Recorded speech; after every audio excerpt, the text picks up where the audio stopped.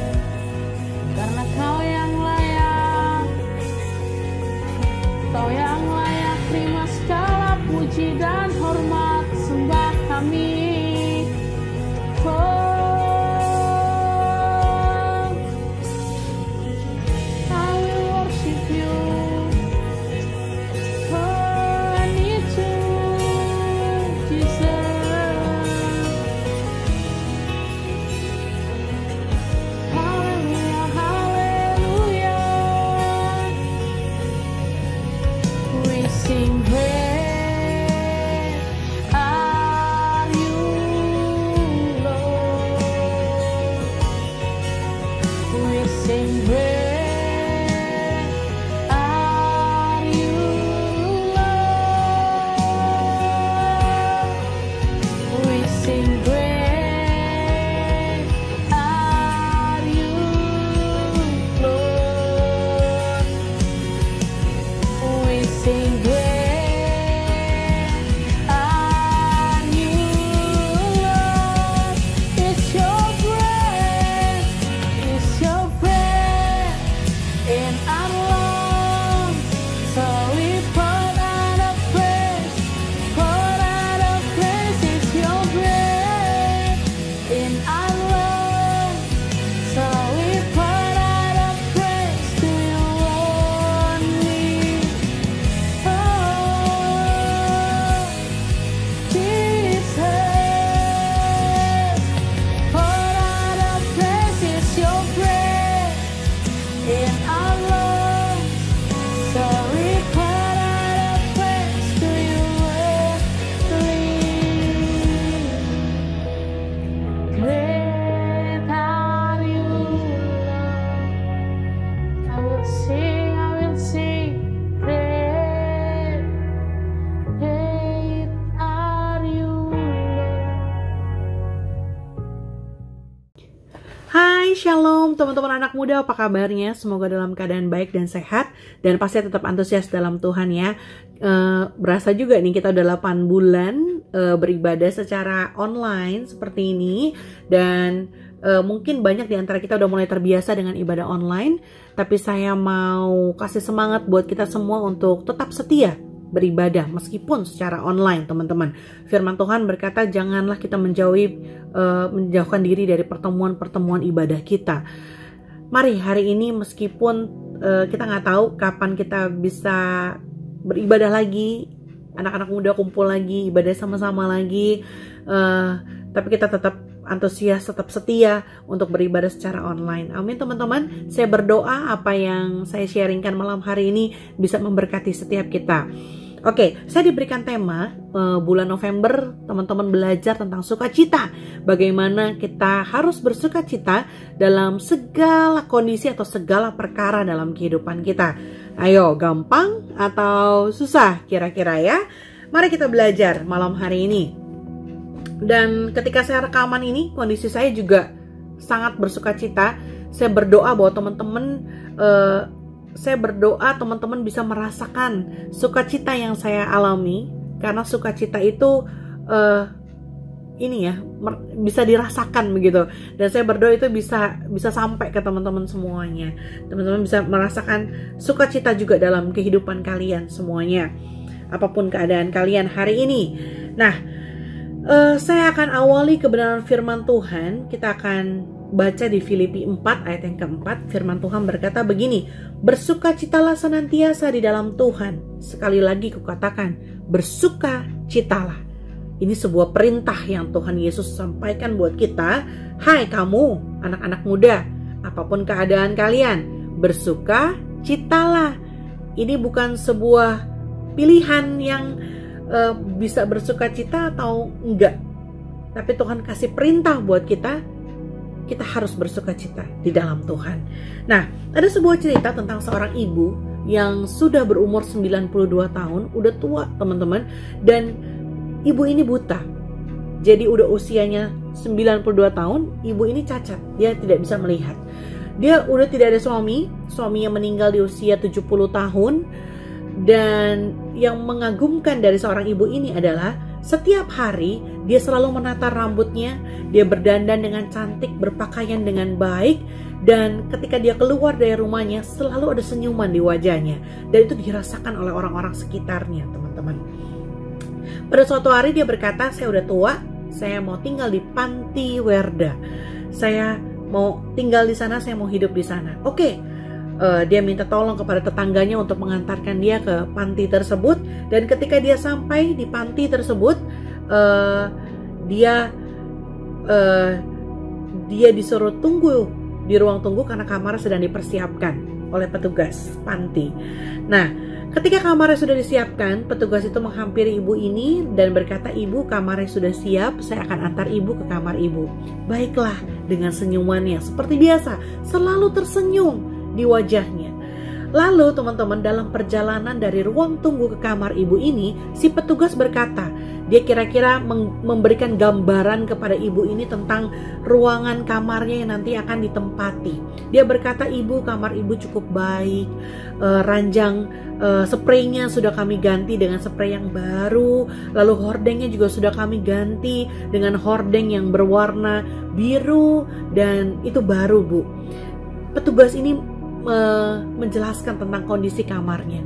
Lalu ibu ini berkata, teman-teman, ya, saya tahu semuanya baik, saya tahu semuanya bagus.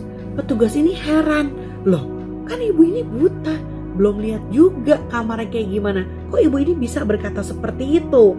Nah, lalu ibu ini berkata seperti ini, hal itu tidak ada pengaruhnya bagi saya, katanya, karena kebahagiaan adalah sebuah pilihan. Entah saya menyukai kamar saya atau tidak, hal itu tidak tergantung pada bagaimana penataan kamar saya. Itu tergantung pada bagaimana saya menata pikiran saya. Ibu ini menghidupi kebenaran firman Tuhan, bahwa dia mau selalu hidup bersukacita senantiasa dalam kehidupan dia. Meskipun dia sudah tua, dia tidak bisa melihat, dia hidup di panti, dia gak tahu kondisi sekelilingnya seperti apa, tapi dia tetap memilih untuk bersukacita, karena bersukacita adalah sebuah pilihan. Hari ini saya mau mengajak setiap kita untuk apapun kondisi kalian. Mungkin kalian tidak mengalami seperti ibu ini, cacat. Ibu ini tidak bisa melihat, ibu ini sudah tua, dan dengan kondisi yang sangat terbatas. Tapi ibu ini tetap memilih untuk bersukacita di dalam kehidupannya. Bagaimana dengan kita? Apakah hari ini kita tetap bersuka cita? Apakah hari ini teman-teman dalam keadaan sulit yang mungkin hari ini kalian alami, kalian tetap memilih untuk bersuka cita? Nah, teman-teman, 3 bulan terakhir ini ketika saya melahirkan anak yang kedua, itu seperti ada shock banget, karena saya kayak mengulang lagi, ngurus bayi lagi. Dan kali ini berbeda sikonnya dengan anak saya yang pertama, karena waktu saya melahirkan anak yang pertama, saya dibantu oleh mama saya. Banyak orang membantu saya lah, kira-kira begitu. Tapi karena virus corona, semua pertemuan dibatas-batasi, sehingga nggak ada satupun yang bisa membantu saya. Saya harus ngurus semuanya seorang diri, dan untuk mengurus seorang bayi yang baru lahir, itu nggak gampang. Itu sangat tidak mudah, dan lelah, capeknya itu luar biasa saya alamin, teman-teman. Dan saya harus hadapi itu sendiri bersama dengan suami tentunya yang selalu nemenin saya, selalu membantu juga. Tapi jujur, saya capek sekali. Badan saya rasanya mau rontok. Bener-bener lelah. Dan kalau saya sharing gitu ya, makanya ya kita tuh kenapa kita harus sayang sama orang tua kita. Kadang kita kalau udah married, udah keluar dari rumah gitu ya, kita lupa sama orang tua, sibuk dengan rumah tangga kita sendiri. Ketika kita ngurus baby kayak gini lagi, saya kayak baru ngerasain dulu saya bayi juga ya sesulit ini mungkin saya diasuh gitu ya, menghadapi bayi yang rewel, bayi kita harus bergadang, capek banget, kita kurang tidur. Itu semua dialami oleh semua orang tua, teman-teman. Makanya kenapa kita harus sayang dengan orang tua kita. Dan beberapa kali ketika saya sedang mengasuh anak saya ini, air mata saya tuh keluar. Kenapa? Karena saya sampai, aduh Tuhan tolong, saya butuh tidur, saya perlu istirahat, saya perlu ngecas lagi supaya ada tenaga lagi gitu loh. Segitunya ya, iya segitunya teman-teman. Lelah sekali rasanya. Tapi saya tahu sukacita saya itu dalam Tuhan. Amin. Saya tahu punya anak itu satu kebahagiaan yang luar biasa. Gak ada yang bilang punya anak itu tidak bahagia, nggak mungkin ya. Saya bahagia banget dengan kelahiran putri kedua saya ini. Tapi harus jujur dan harus kita akui bahwa sangat tidak mudah mengurus seorang bayi, teman-teman. Nah, saya memilih untuk tetap bersukacita dalam segala keadaan kehidupan saya. Saya selalu berkata bahwa besok nggak akan sama dengan hari ini. Kalau hari ini saya mungkin kurang tidur, kalau hari ini saya mungkin capek banget, besok pasti akan lebih baik. Dan dalam setiap hari saya tetap memilih untuk sukacita. Saya nggak mau mematahkan spirit sukacita dalam kehidupan saya. Ketika orang menemui saya, ketika ada orang yang chat sama saya mau tetap mempengaruhi mereka dengan hal-hal yang positif yang ada dalam diri saya, yaitu sukacita yang dari Tuhan. So, teman-teman, sukacita adalah pilihan. Dalam keadaan capek, lelah, pencobaan, masalah, badai dalam kehidupan kita, mari memilih untuk tetap bersukacita. Amin, teman-teman. Itu poin yang pertama. Poin yang kedua yang saya mau sampaikan. Dalam firman Tuhan dalam Habakuk 3, ayat yang ke-17 sampai yang ke-19, teman-teman. Dalam sebuah buku, Stories for Life, Gus Anderson menceritakan kunjungannya ke sebuah gereja di suatu daerah pertanian di timur Alberta di Kanada, teman-teman. Jadi ada seorang penulis buku yang bernama Anderson ini, dia menulis dalam bukunya, dia datang ke sebuah gereja yang ada di daerah pertanian, teman-teman. Cerita ini menarik menurut saya. Ketika dia datang ke gereja ini, dia melihat bagaimana kondisi di daerah tersebut, dan ternyata daerah tersebut sedang mengalami satu kekeringan selama 8 tahun. Wow, lama banget ya, 8 tahun ngalamin kekeringan, sedangkan mayoritas orang-orang yang ada di desa tersebut, di daerah tersebut bekerja sebagai petani. Teman-teman bayangkan bagaimana seorang petani hidup di musim-musim yang tidak ada air sama sekali, kekeringan luar biasa, kemarau begitu luar biasa, teman-teman. Nah, yang menarik adalah ketika dia datang ke gereja ini, teman-teman, yang ada di daerah tersebut, dan isinya mayoritas adalah keluarga-keluarga petani, dia melihat bagaimana petani-petani, keluarga-keluarga atau orang-orang yang ada di daerah itu, mereka sangat antusias sekali memuji dan menyembah Tuhan.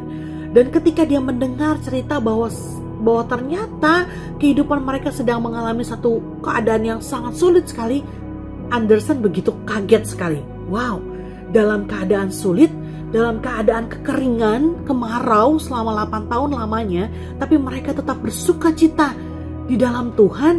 Mereka bisa memuji dan menyembah Tuhan sampai sebegitunya. Kira-kira mungkin begitu, teman-teman. Lalu ketika ada seorang petani yang kesaksian, teman-teman, dicatat dia sangat terkesan sekali dengan kesaksian seorang petani yang berkata seperti ini. Petani itu berkata bahwa firman Tuhan dalam Habakuk ini, teman-teman, dia katakan, sekalipun pohon ara tidak berbunga, pohon anggur tidak berbuah, hasil pohon zaitun mengecewakan, sekalipun ladang-ladang tidak menghasilkan barang makanan, kambing domba terhalau dari kurungan, dan tidak ada lembu sapi di kandang, namun aku akan bersorak-sorai di dalam Tuhan, beria-ria di dalam Allah yang menyelamatkan aku. Dan itu bukan cuma firman Tuhan itu, kutipan ayat itu bukan cuma mereka baca, tapi mereka hidupi, teman-teman. Meskipun keadaan begitu sulit, kekeringan yang luar biasa, mereka tetap bersuka-suka di dalam Tuhan. Mereka tetap bersorak-sorai, beria-ria di dalam Tuhan yang menyelamatkan aku. Wow, Anderson begitu kagum, dia begitu merasa, wow, luar biasa sekali kehidupan orang-orang yang ada di dalam daerah ini, teman-teman. Dan itu ditulis dalam bukunya di dalam Stories for Life, teman-teman. Dan ini memberkati kehidupan saya, cerita ini. Dan ini menggambarkan bahwa kesenangan kita itu, kebahagiaan atau sukacita kita itu janganlah kita taruh kepada seseorang atau barang-barang. Kalau kita punya barang-barang branded, barang-barang mewah, kalau kita bisa makan di restoran-restoran yang mahal, makanan-makanan yang mahal, baru saya bahagia, baru saya sukacita, baru saya happy. Tapi kalau saya cuma pakai tas biasa, baju biasa, nggak branded, semuanya yang biasa-biasa saja, saya nggak sukacita. Itu berarti kita menaruh sukacita kita kepada barang. Atau kalau teman-teman berkata, oh kalau teman saya adalah dia, Kalau komsel saya adalah komsel A atau komsel B, saya pasti lebih bersuka cita dibanding komsel saya yang sekarang, dibanding komunitas saya sekarang. Teman-teman mungkin ada yang berkata seperti itu, menaruh sukacita kita kepada segelintir orang atau kepada seseorang, orang-orang tertentu. Teman-teman, saya mau katakan, taruh sukacita kita dalam Tuhan, karena kita akan kecewa ketika kita menaruh sukacita kita terhadap barang atau orang, teman-teman. Karena kita pasti akan kecewa, itu sesuatu yang tidak kekal. Tapi mari taruh kebahagiaan kita, sukacita kita di dalam Tuhan. Amin, teman-teman. Kalau kita taruh suatu kebahagiaan kita terhadap barang-barang yang kita sukai atau orang-orang yang memang kita mau ada di dekat kita selalu, teman-teman, suatu hari barang atau orang tersebut bisa pergi atau bisa hilang dari kehidupan kita dan kita bisa hancur.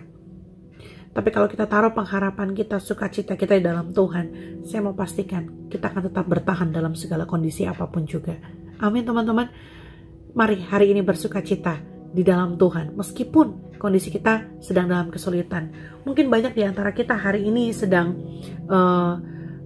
uang jajan kita mungkin berkurang karena kondisi orang tua kita mungkin pekerjaannya sedang sulit.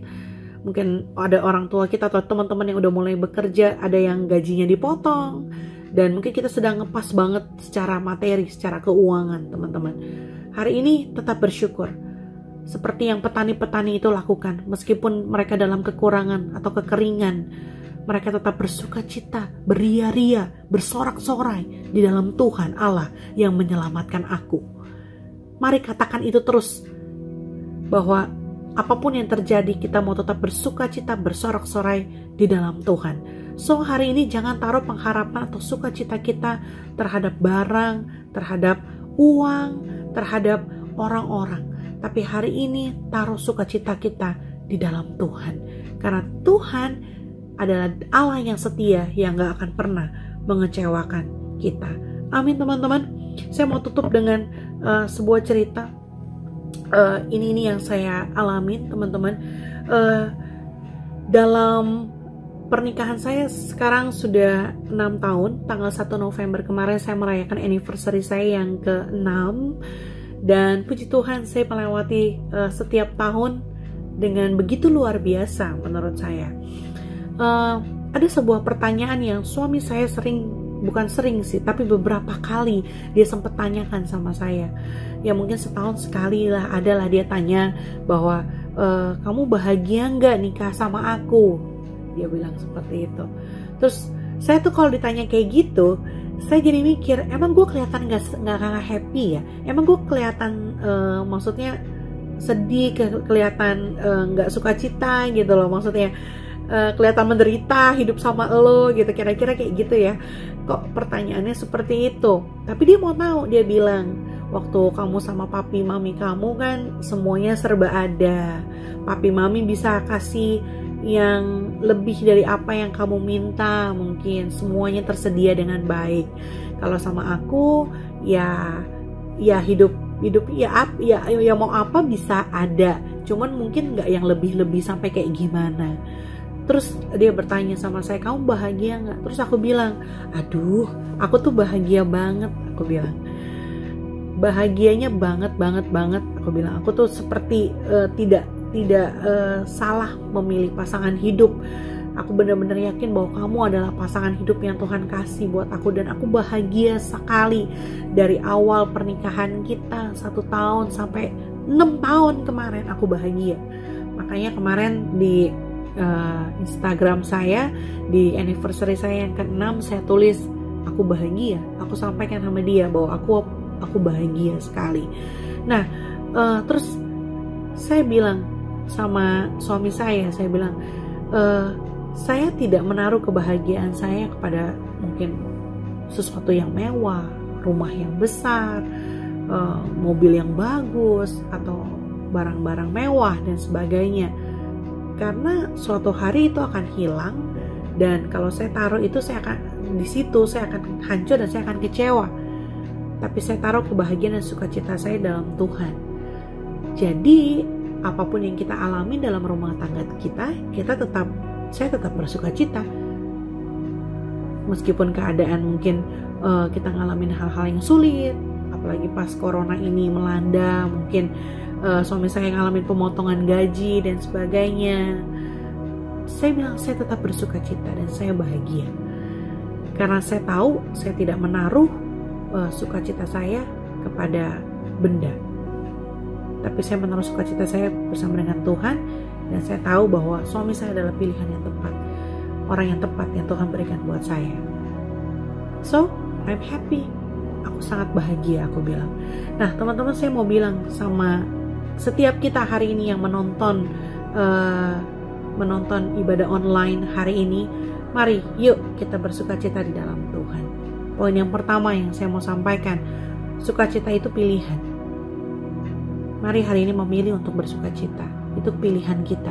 Jangan salahkan siapapun ketika kita tidak bersukacita, karena kita yang mengambil keputusan. Kita mau sukacita atau tidak. Ambil keputusan hari ini. Meskipun hari ini mungkin kau lagi sakit, mungkin kau lagi susah keadaannya, mungkin lagi banyak masalah dalam kehidupan kamu. Yuk tetap memilih untuk tetap bersukacita di dalam Tuhan. Poin yang kedua, yang pertama tadi sukacita adalah pilihan. Poin yang kedua adalah jangan taruh sukacita kita kepada hal yang lain selain Tuhan. Orang atau benda bisa hilang, bisa mengecewakan kita, tapi taruh sukacita kita di dalam Tuhan. Karena Dia pemberi sukacita, Dia pemberi pengharapan dalam kehidupan kita. Amin teman-teman, tetap bersukacita dalam Tuhan.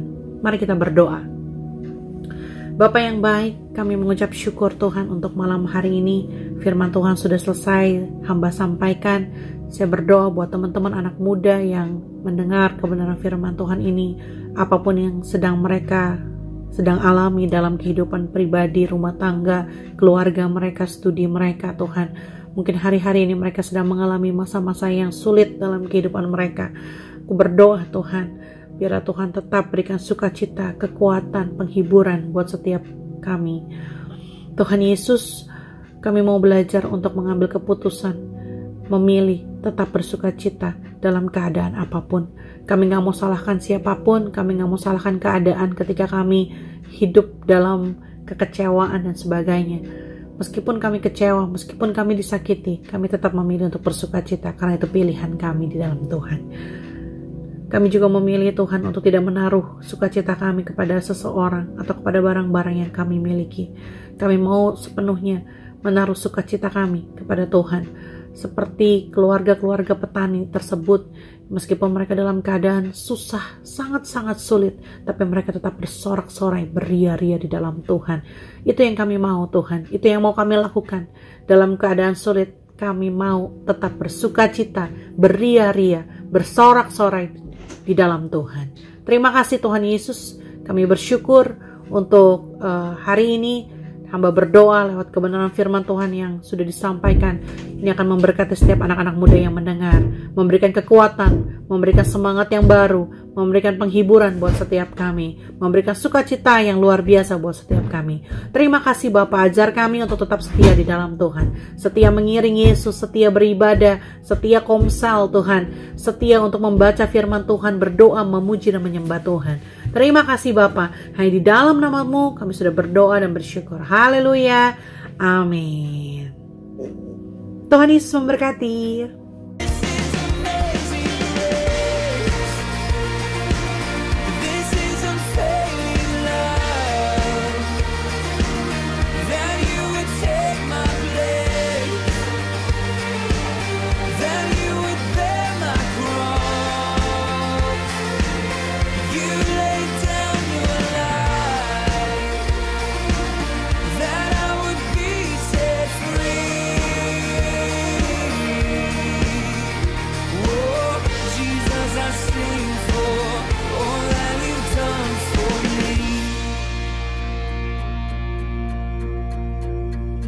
Worthy is the Lamb who was slain. Worthy is the King who conquered the grave. Worthy is the Lamb who was slain.